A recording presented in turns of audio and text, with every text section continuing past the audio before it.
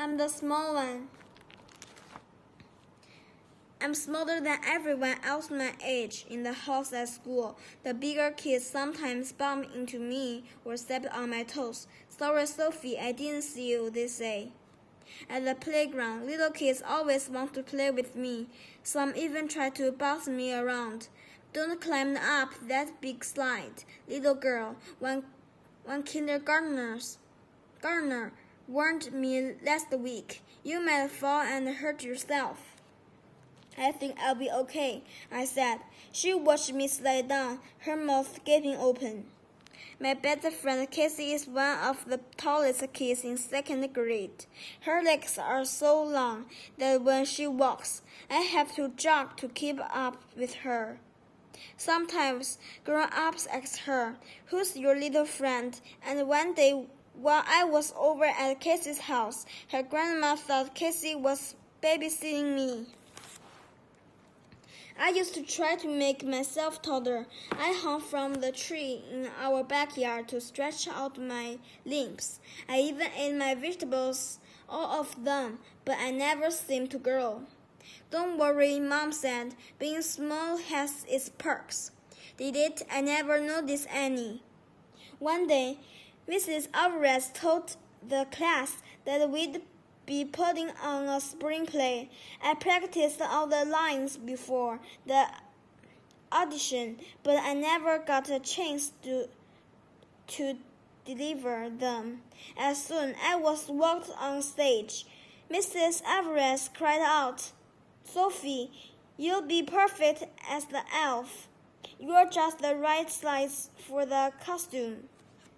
When the audition was finished, Mom was waiting outside for me. Mrs. Alvarez made me an elf. I grumbled. I don't want to be in the play anymore. "Oh, honey," she said, "I know you didn't get the part you wanted, but I also know you love acting. I'll bet you'll be the best elf in the play." "That won't be hard to do," I thought, since I'm the only elf in the play. Mia got the lead role, a girl walking through a fairy forest in search for her lost dog. In the last scene, she finds a box under a giant mushroom. When she opens it, guesses what jumps out. Mrs. Alvarez's dog. Prince played the dog role. She brought him to all the rehearsals. He liked all the kids, but he seemed to like me best. The night of the show, my first line came early. "Let's ask the Fairy Queen.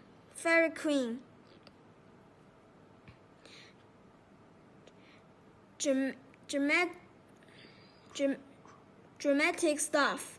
At the end, when Mia opened the box, Prince jumped out as planned. She jumped into the giant mushroom, though, which fell over.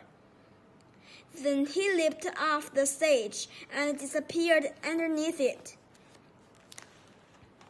Mrs. Alvarez caught him, but he whimpered and refused to come out. The lights came on in the theater, and the audience started to